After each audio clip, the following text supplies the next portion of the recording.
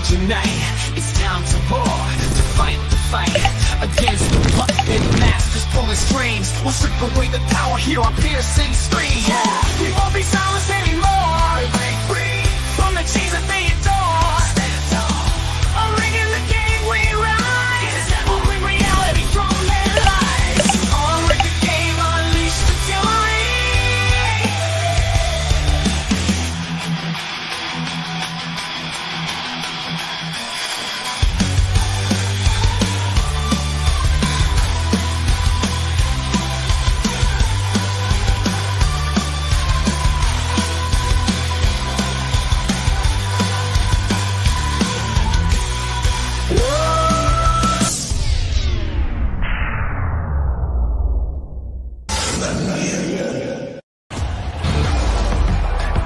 This is a friendship that'll never ever end. Yeah. Greetings and welcome to Unrig the Game. How's everybody doing out there? I hope each and every one of you are doing and living well.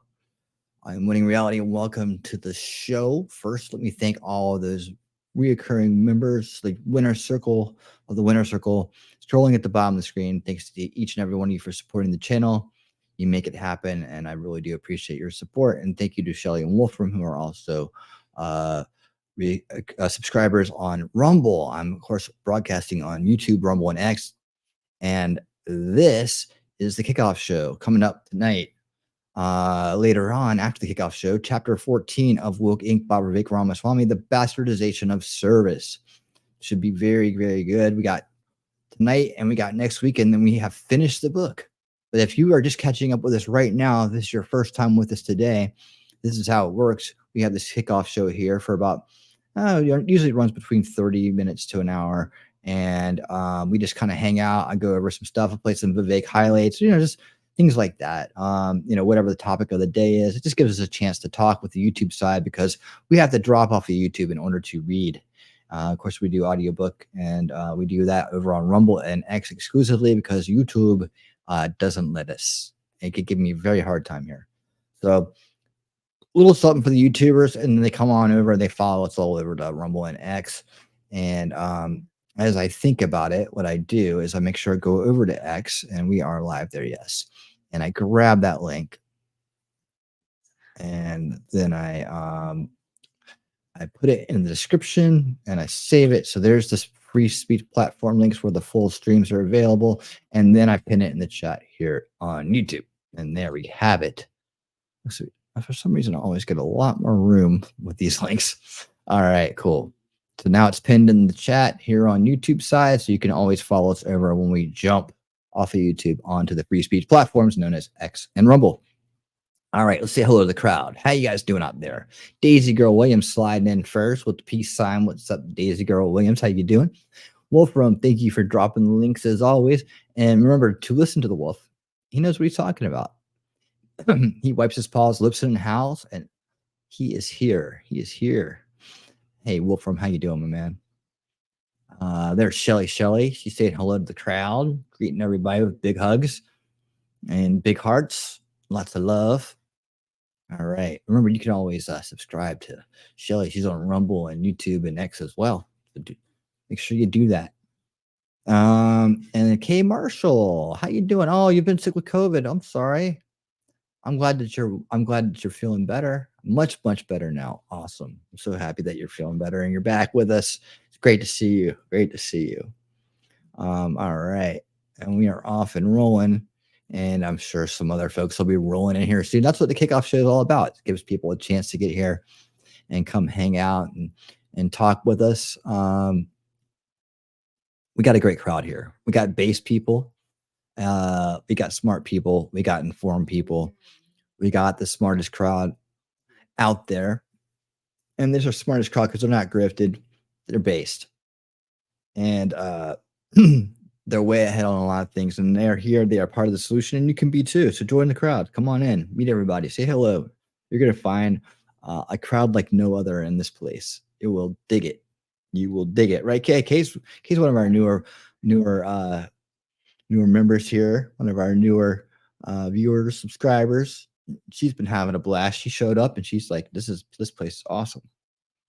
Right? Of course, Daisy's been here for probably the longest in the crowd here. Maybe, I don't know. I think maybe, and then Shelly would be sliding in second, if not tied for first with Daisy. I can't remember which one of you were here first, but I know Daisy goes way back, way back, and then there's Wolfram.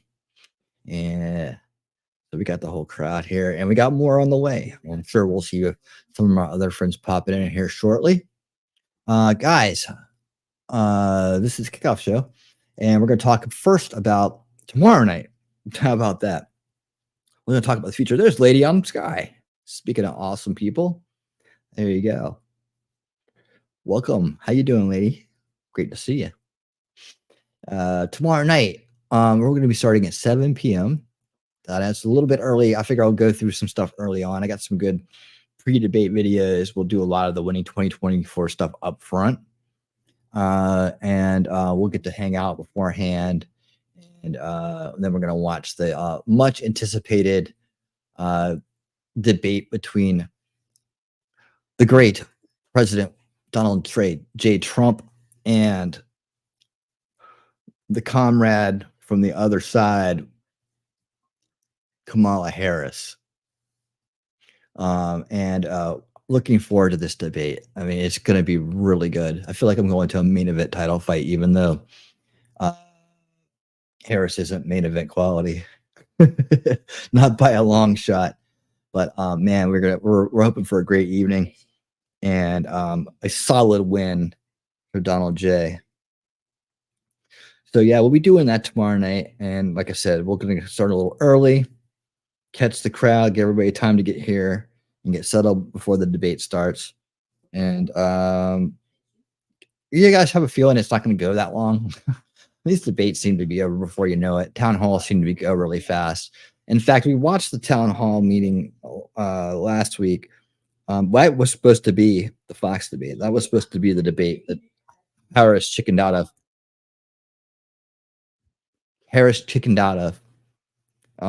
Couldn't do it for some reason. I mean, because she can't. Right? She can't.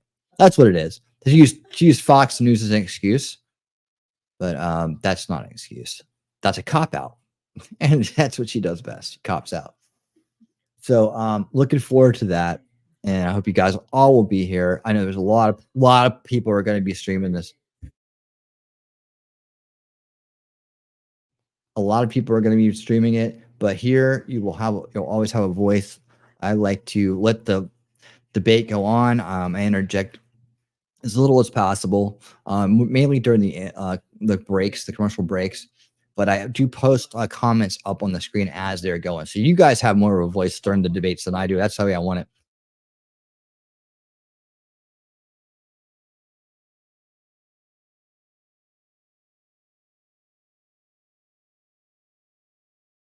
All right. Sorry, I had to deal with something here real quick. All right, let's do it. So yeah, that'll be tomorrow night. And I hope you guys will all be here and more. So we're going to have a good old time. We're going to have a good old time. And then we'll celebrate the win afterwards. Oh, and we'll catch some like post-debate comments from around the internet. Hey, there's Jacob Castro over on Rumble side. How you doing, Jacob? Great to see you. Jacob Mods over there for me. He's got a great channel. You guys make sure you subscribe to Jacob Castro on. He would prefer it if it was on Rumble. I don't know if he's trying to grow his YouTube side too much, but you can always subscribe to him on YouTube as well. I say just any and all platforms for Jacob. Just make sure you subscribe. He's got up and coming streamer right there. Dude, BBME, when is winning going to turn the stream around? What does that mean? I don't know what that means. Am I here? Am I broadcasting? All right. Yeah, I took a little nap before the show, and I'm still kind of waking up a little bit. So I might be a little off, but I'm definitely on my way. That's for sure. All right. Cool deal. So I got a couple highlights here. A couple little short highlight videos from Vivek. He makes really short videos. He's like very short video oriented. So these aren't very long at all, but I wanted to show you some stuff that I try to save it in his own own folder here. that I have stuff for the show, or things that relate to topics that have to do with the show. Unrig the Game is about talking about the open conspiracies that are out there, like the wokeness in our schools and businesses. That's a open conspiracy. It's a plan. It's not a tinfoil hat. It's not a grift. It's actually happening. And we know that it's a plan, because there are people in there actively, promoting it, actively putting it through. And we know that comes from the WF and the UN, not the CIA, not some other stuff. They literally tell you what they're doing on their websites if you just read them. And we've been over that in the Open Conspiracy series from Unveiling Reality. We went over all that stuff. So, all right. I really kind of want to do this whole video, but I think I have to do it in a special way. So I don't think I can do this on YouTube, the whole thing. But Tucker Carlson recently had Vivek, Ramaswamy, and RFK Jr. on together, and he did a great little sit down with these guys. And I kind of would like to watch the whole thing with you guys. So I'll figure out a way to put that on, and we'll do that. All right. And let's do it. So we were talking backstage. Well, I just said that I read your books. Oh, thank you. And I appreciate that. I spent so many years in TV selling other people's books, and I'm never selling anyone's book again. And I wouldn't even bring up your book, except I love it. And it's called Truths. That's the new one that's coming out. Okay, so this is why I'm bringing this up right now. So he said, what have you been doing? I'm writing a book. It's almost done, or it's done. What's it called? Truths. Truths. Oh, what are the truths? And I said, what are the truths? And off the top of his head, he listed them. And I just thought, it's so great. You got to hear this. What are the truths, Vivek? Yeah. God is real.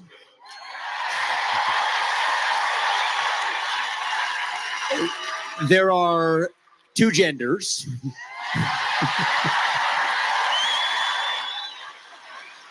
Fossil fuels are a requirement for human prosperity. Reverse racism is racism.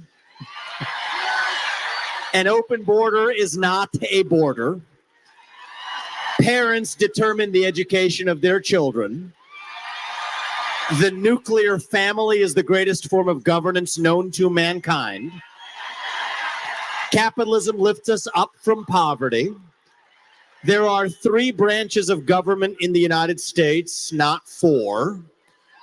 And the U.S. Constitution is the strongest and greatest guarantor of freedom in human history. So there's the 10. I love that. Now you don't have to buy the book. So you start with God is real. Yeah. Why? So I think that's the ultimate truth. And, I say this in particular, I put that first for a reason because, a lot of people in thinking about, I ran for U.S. president. It was new to think about somebody who was not of the Christian faith, who was running for U.S. president, but is a person of deep faith. And I think the beauty of the country is it was founded by people who believed that God put them here for a purpose, right? This country was founded against the backdrop of divine providence. And so, hey, cool gamer, how you what's doing? going on in the country Welcome. is that especially young people my age, and I love a lot of young people here too, our generation is so hungry for purpose right now. We are hungry for a cause. We're hungry for meaning. We want to be part of something bigger than ourselves, yet we can't even answer what it means to be an American. But I think part of that hole in our heart, it's what Blaise Pascal said. He's a famous scientist 400 years ago. He says that if you have a hole the size of God in your heart and God does not fill it, something else will instead.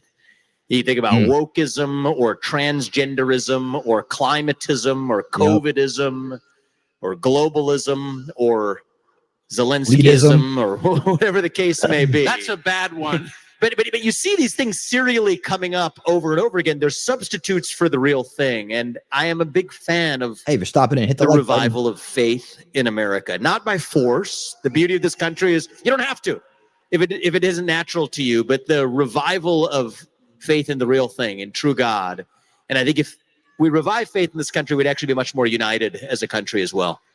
What approximately in today's terms would be?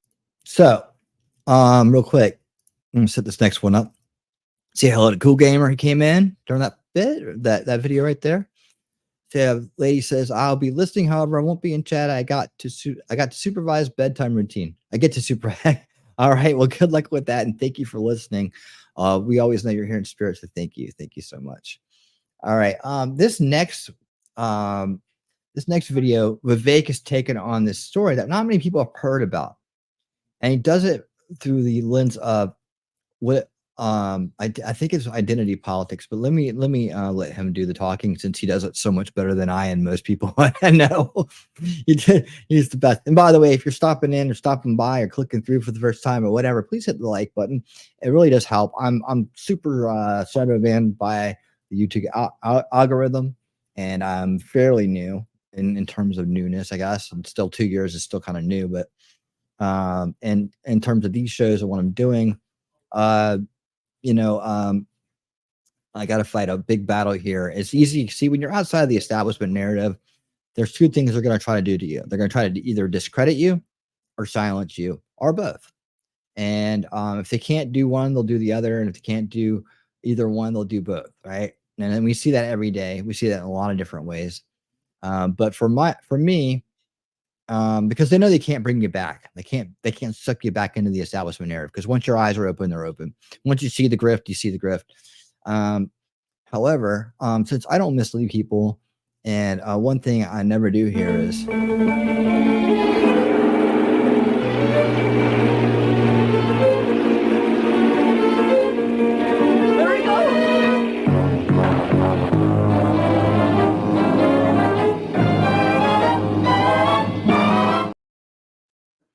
jump the shark. See, I never do outrage corn, right? I never do that. And I never do clickbaity BS either. If I do it, it's a joke. And everybody here knows it. But see, I see the true paradigm, and so do people that come here. They see this. So what is happening with this coalition, guys, is that you have people that are now realizing that, listen, this is not a left versus right thing anymore. Okay? This is not a Democrat versus Republican thing anymore. This is establishment versus anti-establishment. That's right. That's right. And if you're here and you're outside the establishment narrative, you're part of the anti-establishment. Welcome. We welcome you, and let's do this thing. Let's get things right. Yeah, that's right. We don't jump the shark or the dolphin or anything like that. Is it a dolphin or a shark? Looks like a shark. Well, and that's what makes us unique. That's what makes us unique. And that's makes our crowd the most informed and the most based out there. Even a lot of people can say it. We mean it here. All right. So Vivek has taken up this story, right? That not many people have heard about. This gentleman you're about to see here on the right had his taken Mugabe to court. He's in South Africa. Okay, he's in South Africa, and let's see. His name is Ben French or Freeth. He's a white farmer who sued the Zimbabwe government to stop them from seizing his farm. And what they did in return is they kidnapped him, tortured him, and fractured his skull. This is where the road to identity politics necessarily ends. So America, beware. So this is as a warning to America by telling a story from abroad as to where identity politics inevitably ends. So let's listen to Vivek explain it much better than I just did. Terms would be the value of the land that was seized from your family. Well, I mean, our property was a pretty extensive property. We had about, but just to kind of give you an idea of what the production was, we had 1,000 head of cattle. We had several thousand head of wildlife with a safari lodge. We had mangoes that would be exported, probably 30-ton rigs of mangoes, similar kind of amounts of citrus each year. And then, a lot of row crops, a lot of corn, as you call it, maize, we call it, which would be there for food security, both on the farm and within the surrounding area. So it was, I mean, by American standards, probably not a huge. It could be in the millions of dollars. Yeah. Of value. Yeah. And that was just basically erased from your family's possession? Yeah, we decided that we needed to fight it. We ended up. So what happened was that they tried to legalize, they tried to legitimize what they were doing, and they created a new law which said that if you were listed, if your farm was listed in a government gazette, in a government newspaper, you would be you would then have your everything taken from you, and if you were still in your home after 3 months after this listing had taken place, you would be a criminal. So you'd be a criminal not only for living in your home, but you would be a criminal for committing the crime of farming your own land and producing crops in a land that was starving by then. They'll own nothing and be happy, evidently, huh? And you would be able to spend up to 2 years in jail for that criminal activity of living in your own home and committing the crime of farming. And so when that law came into being, we as a family decided, no, we have to challenge this. We have to do something to challenge this constitutionally, knowing that all the judges had received farms, knowing that we'd probably lose in our Supreme Court, but knowing also that we had to stand for righteousness and justice in our nation because being destroyed. And so as a family, we decided that's what we had to do. And we embarked on a very long and difficult and expensive legal process where we eventually ended up in the Supreme Court of Zimbabwe in 2006, knowing, as I said, that we would lose, but knowing also that this is what we had to do. This is what we were called to do as Christians, that we had to stand in the gap. And we knew that we'd pay for it as well. Anyone who went to the law, went to a court, was immediately singled out, immediately became a target. And amazingly, 2 weeks after our hearing in the Supreme Court, we heard about a new court that had been set up in the region under the Southern African Development Community Treaty. And this court was for all 400 million people of Southern Africa. And we were able to approach that court, knowing that we would lose in the Supreme Court, but knowing that we had exhausted all our domestic remedies, and approach that court, and which we did. And 2 weeks before, let's wake him up a little bit. Hearing in that court, so we were given interim relief as soon as we approached the court. They said they can't arrest you. You are allowed to carry on farming. You're not committing a crime under the SADC Treaty by farming and living in your own home. And we 2 weeks before that main hearing, we were abducted. We were tortured very, very severely. My father-in-law, my mother-in-law, and myself. We had 14 broken bones between us. We were taken off to a dark torture camp where many people had been tortured over the previous few months in another very, very bloody election. That's what happens in Zimbabwe if you don't listen to the government. Isn't that great? That's what happens when you don't have a constitution.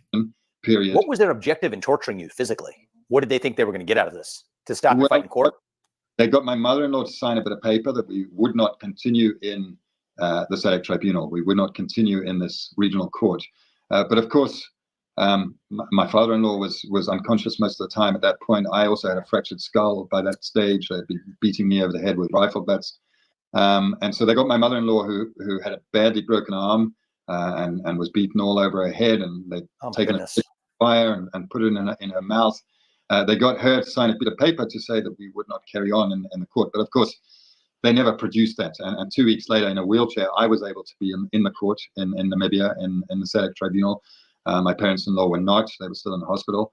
But I was able to be there and able to eventually, on the 28th of November that year, 2008, be part of hearing the judgment, which was a very favorable judgment, which said that we were allowed to stay on our farm, that what the Zimbabwe government was doing was against international law, against the SADC Treaty, that they could not carry on.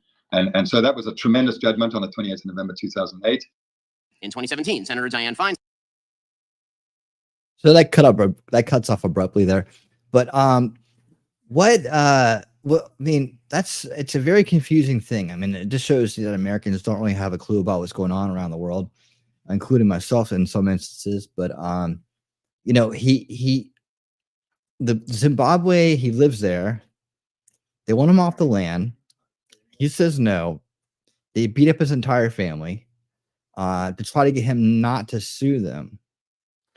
Right? So the government and the military or the townspeople are corrupt, but the courts aren't. And you know, it's just really interesting how that worked. And then he gets the ruling in his favor, but he's still in the same place with the same people around him that did that. So any bets on how long he lasts on that farm? Because it's kind of like, I'd be like, okay, look, just, you know, give me the value of it. We'll get the hell out of here, because I don't want to have to be sleeping, you know, looking over my shoulder, you know, every minute of every hour of every day of every year, right? I mean, what do you guys think about that, huh? And a very interesting story. It's a very interesting story. I don't think I quite have a grasp on, you know, how he's not going to be further tortured and further messed with, especially when they lose and they don't get what they want, right? Because now the easy way to get what they want is just to eliminate everybody that is there. So I don't think I completely know about that, like what's going on there, but let me see what else I have out here. So you guys, let me know what you think about that out there in the chat. Let's see. There's this thing. I have a folder that I tend to I won't go too much into immigration right now. We got so much on that. All right. So I've been trying to save bookmarks here on X as well, but there's a Vivek one. So yeah, I think we've kind of covered everything on that. Okay. Yeah, that was a while ago. Okay, yeah, all right, cool. Just making sure. All right. So what do you guys think? What do you guys think? What do you guys think? What do you guys think? What's up? What's up? Yeah, I got one more for you. Now this one you're gonna love. This is about taking action, and it just shows you, hey, Memento, what's up? I see you there. I see you there. And just goes to show you that you can do it. You can do it. You may have seen this before. It's a little bit old, but I thought it was worth playing. I thought it was worth playing because you haven't seen this. It's a feel-good story to go with the topic tonight. So you fighting wokeness in schools. A brave 14-year-old girl don't take any mess from the council that's trying to silence her voice. Check it out. Check out how a school board tries to silence a 14-year-old girl at a board meeting, but she doesn't let it happen. Reset her time. Reset her time. Reset her time. Reset the time. Gentlemen, reset the time. What's wrong with you people? There's a young lady coming. Don't come at me. She's like, reset my time. Reset my time. The whole crowd has her back while she's there. Don't come at me. Don't come at me because you're out of order. Look, and by the way, just pay attention to this school board right here. Just take a look at this school board and how it's all set up. Reset her time. Be a gentleman. All you gotta do. Look at this. Do you think any of these guys do you think they have kids in school? Any of them? Maybe a few of them, but Reset her time. I mean, look at this crowd. Okay, so they try and take our time away, evidently, and the crowd's like, nope. Reset our time. Reset our time. Give her the proper amount of time. Because she's getting ready to rake them over the coals. At the last meeting, I sat in astonishment as Superintendent Roberts tried to gaslight us regarding public comments at these meetings. He told us how important it was that everyone speaking felt listened to by this board, regardless if the board hears things they disagree with. Yeah, right? They'll say whatever they don't mean, won't they? Oh, the hypocrisy, especially after most of this board walked out while I was addressing you at the August meeting. Then this Walked out on a board lawyer, 14-year-old Mr. girl. Collins, tried to set rules regarding the content of people's speeches, but also claimed the idea wasn't to censor people. Newsflash, Mr. Collins, your rules are the very definition of censorship. Apparently, this board is not familiar with the U.S. Constitution, so I've given each of you a copy. Nice.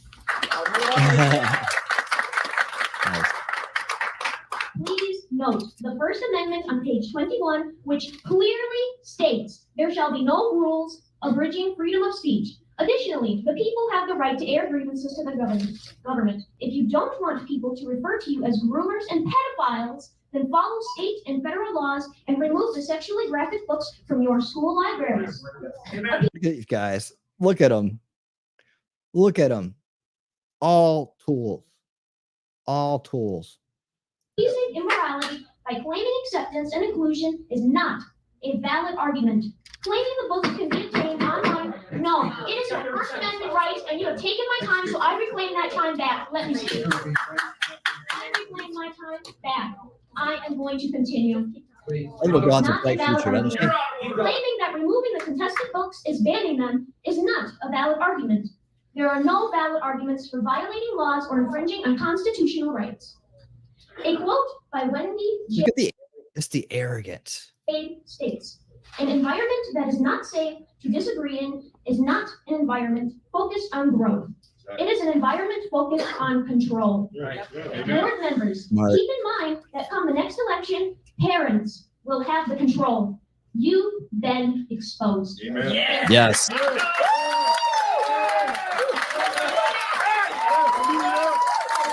Yes. How can How you not proud. root for this girl? She was unstoppable. And I loved how she had a copy and gave it to everyone about the constitutional rights.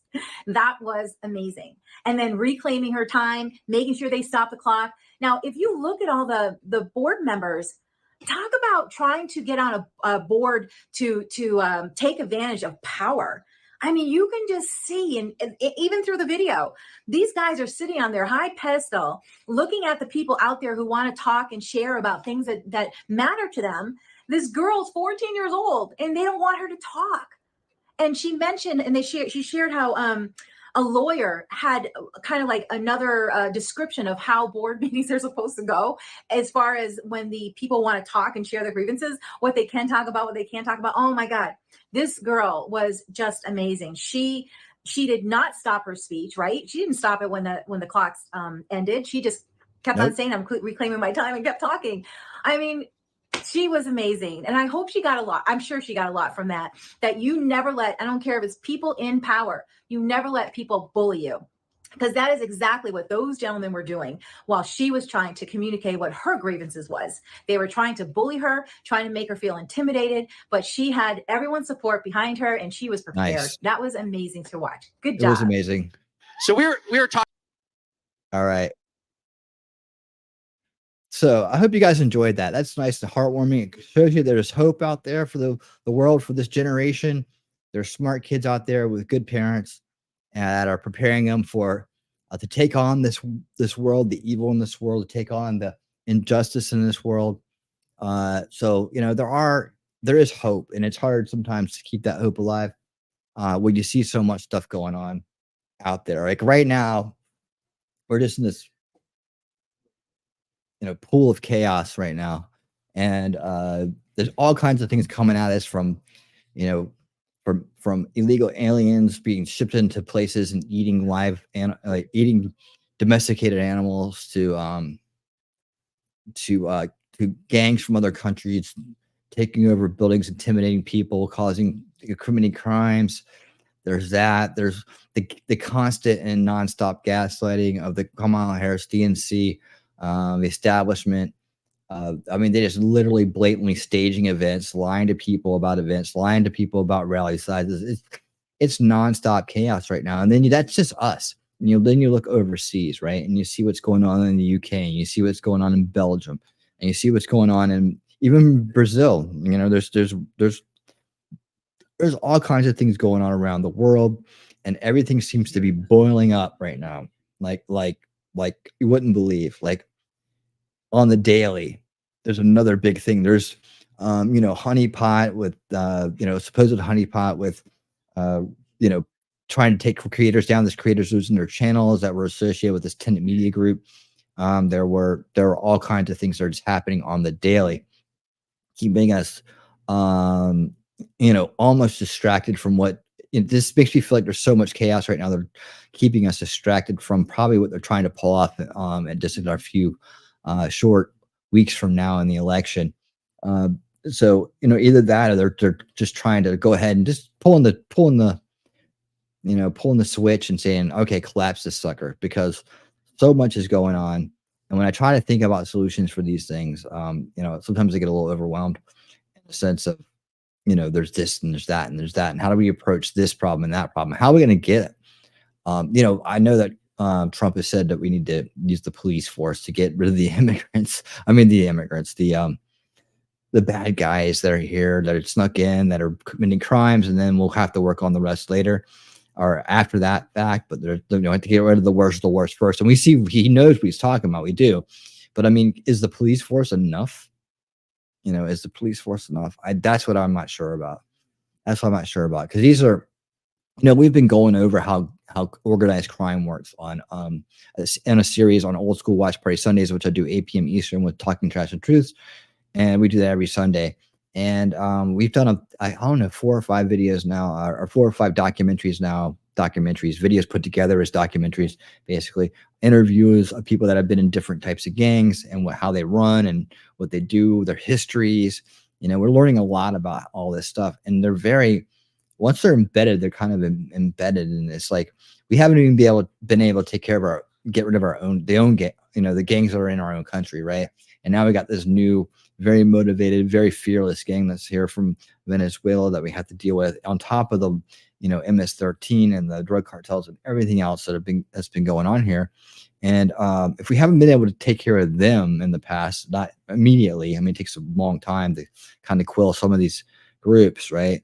How are we going to be able to take care of these guys that fast? We need more sophistication. We may need a special unit, a special branch of the police force, like maybe a special branch of the National Guard that's not the National Guard, but is, that is specifically tasked with doing this job. I just don't understand the solution yet that it's being proposed, or I guess the process is going to happen. I think there needs to be it needs to be like boom, boom, boom, boom, boom. I'm imagining you have different regiments of this one new task force, right? If you will, this one new police force, or this new National Guard force, whatever you want to call it, a combination of police and National Guard that not only can it, half of it's intel, like where are they at, who are they, it's document, it's surveillance, documenting their faces, documenting their patterns, right? So first you gather intel, and then you make a plan on how you're going to get in there.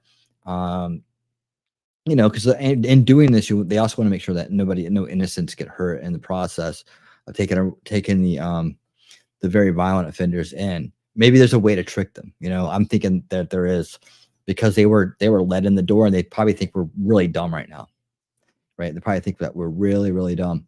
And just let me show you what I mean by that. Let me go ahead and pull up a little something from X here. It's very short, but to go with what I'm saying, let me see here. So they're faking green cards. They're being, they're being sophisticated, but at the same time, they're also being very, very cocky. Arrogance is always a downfall of people like this. So maybe there's a way to trick them into like, hey, we got some more free stuff for you. Come on. Hey, look, more free stuff. Come on. Hey, no, it's all good. Come on. And we just trick them into getting on a bus, and then we just roll them on out of here. But listen to this. Can I slow this down? Playback speed. Yeah, I have to slow this down a little bit because it goes by a little fast. And the volume is up. So take a look at this. Venezuelan, right? So the title of this is comes off this tweet from Insurrection Barbie. Illegal criminal alien let into the United States by Kamala Harris and Joe Biden is bragging that the shelters are full of gang members like him, and that in 2 years the United States will be done for. Now this guy doesn't know anything, but maybe he knows a little bit of something. Send this to everyone you know. Okay, yeah. So that's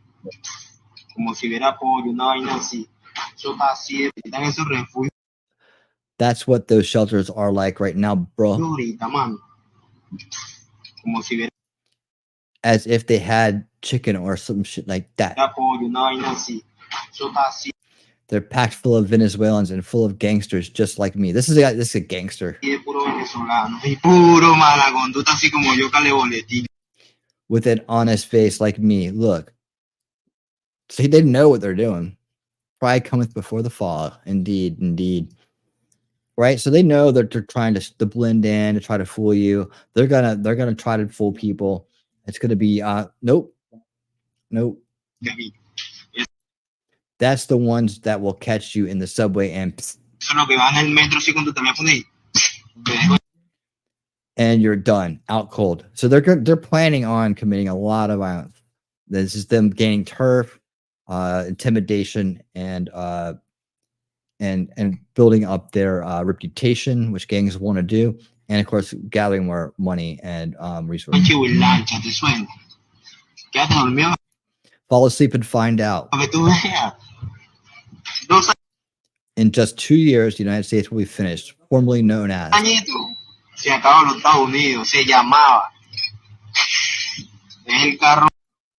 That's the car. That's the car that's coming up. You heard. Straight killer. All right, there you have it. So, like I said, when I think about solutions to these kind of internal issues, I know I said I wouldn't go into immigration too much tonight, but we kind of got on that for a second there. That is the kind of solution. Like I said, things can get chaotic, but that little girl gives us hope, right?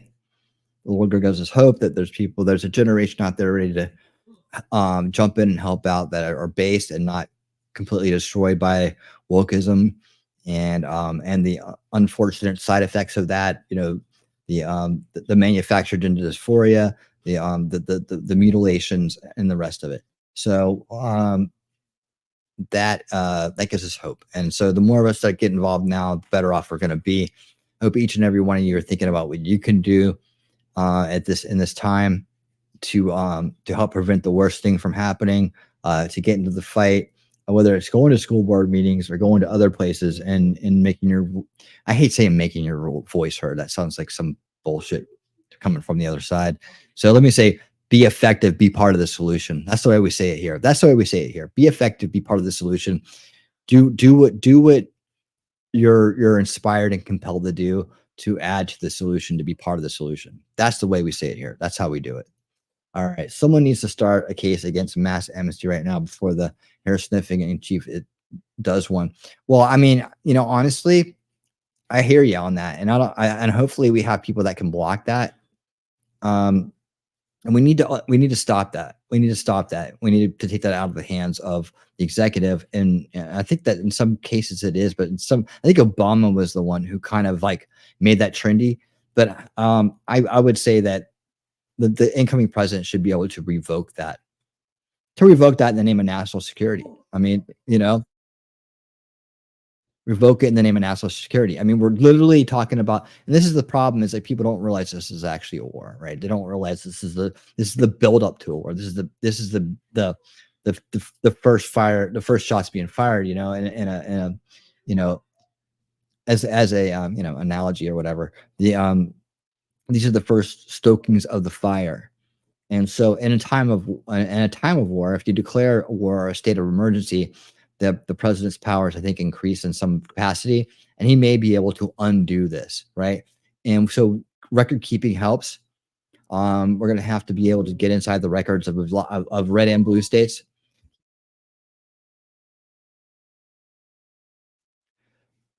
All right.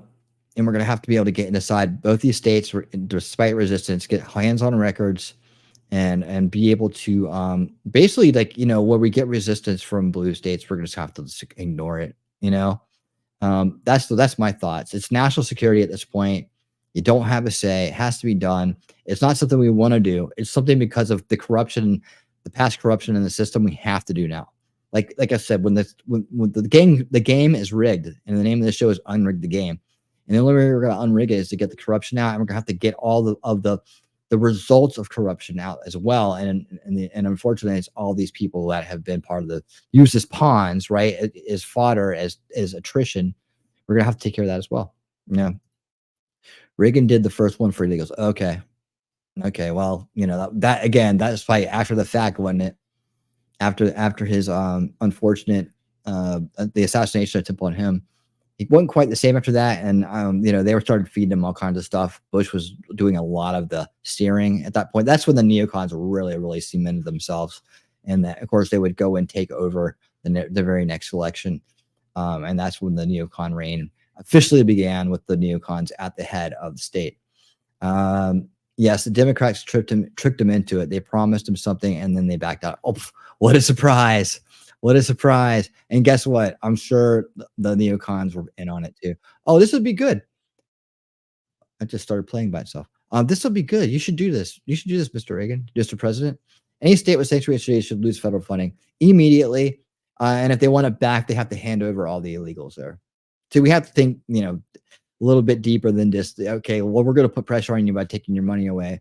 But no, if you ever want it back, you got to hand over the illegals. You're basically harboring fugitives. And still, I would be like, hey, local police, stand down. We're coming in. If you guys aren't going to take care of it, we're going to do it ourselves. That's what I'm saying. We can't be stymied by trying to follow the rules of a uncorrupt system when the system's corrupted. And I know that bends some people the wrong way, but honestly, I'm trying to think of how to resolve the issue. And if they're not going to help resolve the issue, then they have to get out of the way, period. And I don't see any other way around that, because otherwise we just get stymied. We get pacified. They put up barriers, they keep us from solving the problem. And that's been a lot of their game plan throughout. You need to attack the problem from as many different directions as possible. Absolutely. Absolutely. I'd start with what you said, the funding, right? But I would also be ready to come in with the right, jab, jab, jab, overhand right. Let's go. You got to keep hitting and hitting and hitting until it's done. And you got to do that. And like, oh my God, look what he's saying. He's saying, he's committing, he's asking for violence. Nope. We're asking for cooperation. And yeah, there's a lot of different ways that you can attack it, and you got to attack it from all different directions, like you're saying. I totally 100% agree. Hey, if you're out there, make sure you hit the thumbs up no matter where you're at, Rumble, X, and YouTube. I really do appreciate it. It helps out a lot. If you're new, please subscribe, man. You're going to love it here. Great people, great folks. We're going to be doing the debate tomorrow night, starting at 7 p.m. We'll be here early. We're going to go through some breaking election news. I got a great little kind of warm up on what to expect, and some other things about Kamala's record, and some other more lies exposed about her backstory. I got a bunch of stuff in store for you, so it'll be a full show. Plus, we'll have the debate, and then we'll listen to the post-debate comments. So it should be a great night. I feel like I'm going to, like I said, I feel like I'm going to a main event, but Kamala Harris isn't much of a main eventer. Trump said last week, no more sanctuary cities. Well, that's great. That's a start. But you remember when the Summer of Love took off, and he said, well, we'll send in the National Guard to help you guys out with these rioters, these peaceful rioters that are burning down your cities. And they were like, no, don't you dare. That's the thing we have to deal with. These corrupt governors, these corrupt blue states, embedded corruption for decades now, in some cases centuries, a century, at least a century. We have to deal with that. So it has to be overwhelming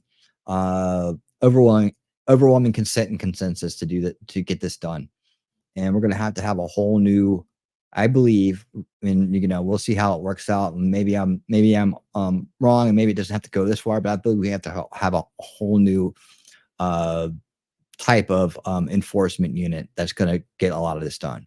And I'm like, I didn't finish saying earlier, what I was trying to finish up with was, once you do the surveillance and you understand the situation, you go in to apprehend and disarm these people, which, there's a lot of ways that they're not going to, they think they're all tough and cool, but there's things that they don't know about us, right? They think they got it all figured out right now. So they're arrogant, but there's a lot of things they don't know about us. We got much more than they've ever dealt with back in Venezuela.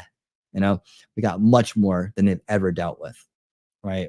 So they're going to be surprised. They're going to be overwhelmed. And at best, we can starve them out. If they don't want to come out and they're being hard headed, there's that too. They can eat themselves. I don't care. And then we have like the transportation aspect of this new group, right? That would come in with the shuttle buses that would go directly to specialized aircraft like C-130s or something like that, right? And that would fly in with the military into these other countries, whether they like it or not. Go ahead. Pull out your Venezuelan Air Force against ours. I dare you. I dare you. We're dropping these punks off. And if you start bringing them back, maybe we'll just stay here. Maybe we'll just stay here. You know, maybe we'll come down here and hang out in your country.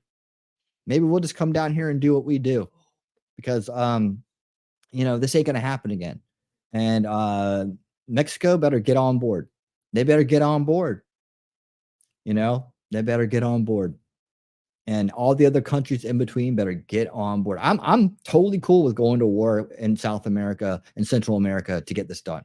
I'm sick of it. It has to stop. And you know what? UN, bring it on. Bring it on.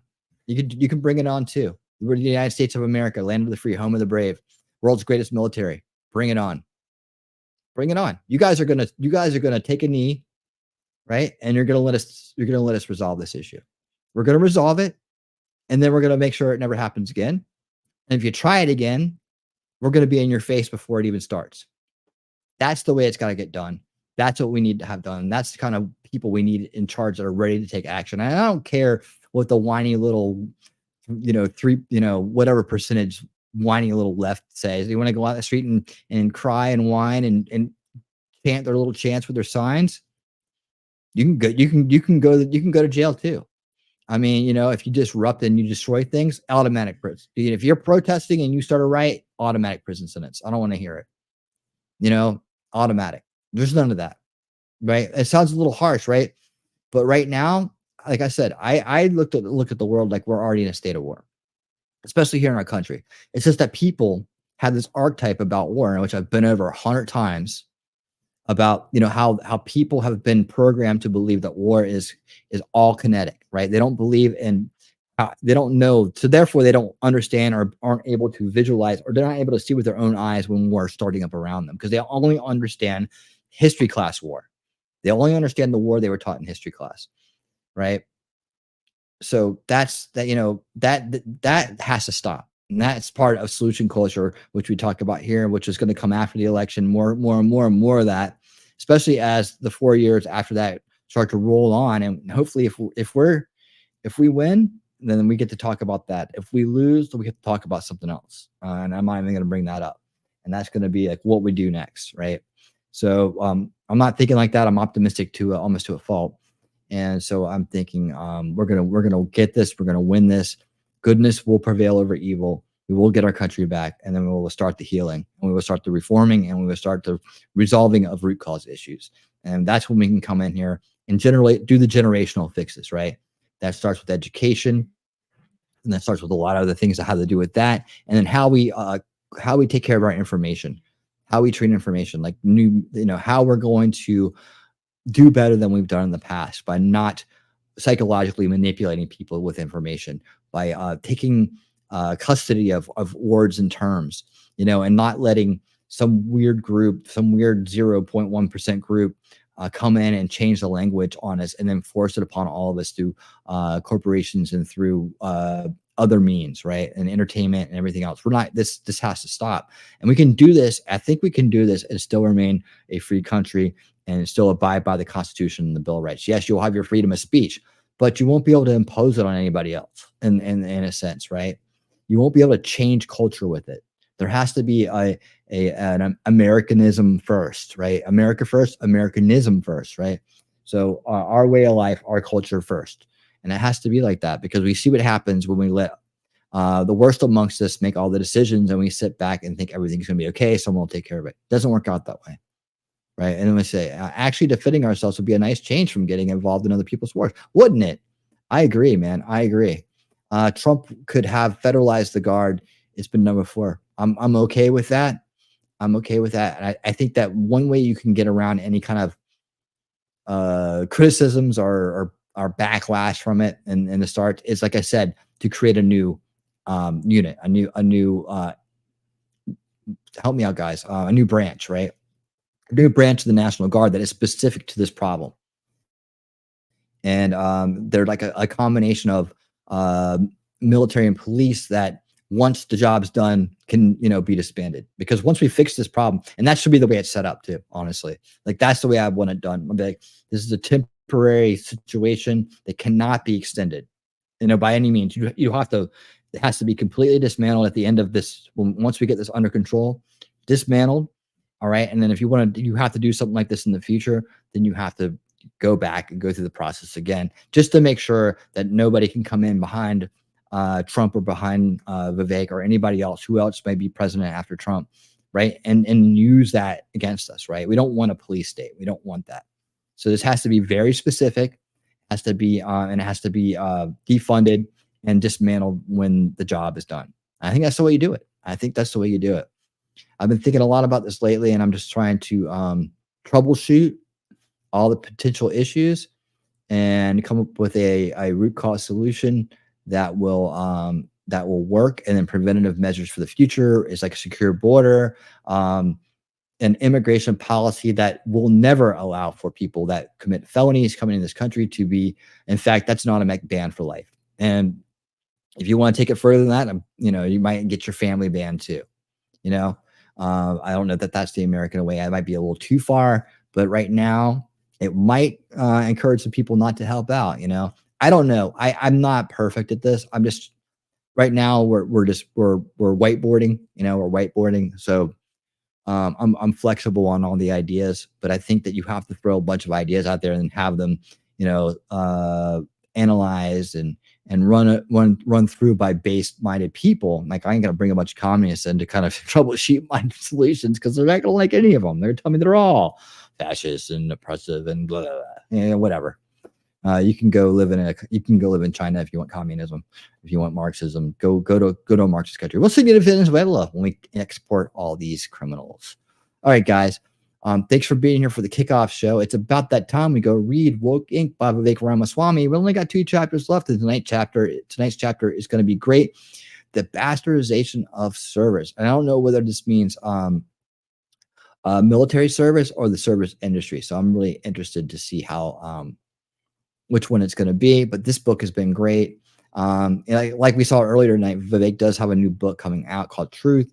I'll take a look at that for a future read, but we got to do a few other books first, I think. But we're going to do our thing. And what we do, guys, if you're new here, first time, whatever, first of all, make sure you hit the thumbs up. But we're going to now leave YouTube and go and stay exclusively on Rumble and X, and that's where we are going to read Woke Inc. Chapter 14, The Bastardization of Service. So I hope to see you there. Follow the links in the chat and in the description. If you're rewatching, it's in the description below. You can just click on over to Rumble. When you get there, if you're new, make sure that you follow and give a thumbs up so I know you're new, and I'll call you out on the next show. And thank you for becoming a follower on Rumble. I always try to say thank you because they let me know who it is that becomes a follower over there, so I could actually say thank you. And I like to say thank you. I'm polite. All right, cool. All right, guys, it's that time. Follow us over there. Thanks to everyone that came to the kickoff show here on YouTube and chatted it up. I really do appreciate it. And if you're not going to follow us over there for the reading, I hope to see you tomorrow night for the debate. 7 p.m. Eastern, we'll be here. All right, guys. So YouTube, until next time. And everyone's tensed up for a rumble.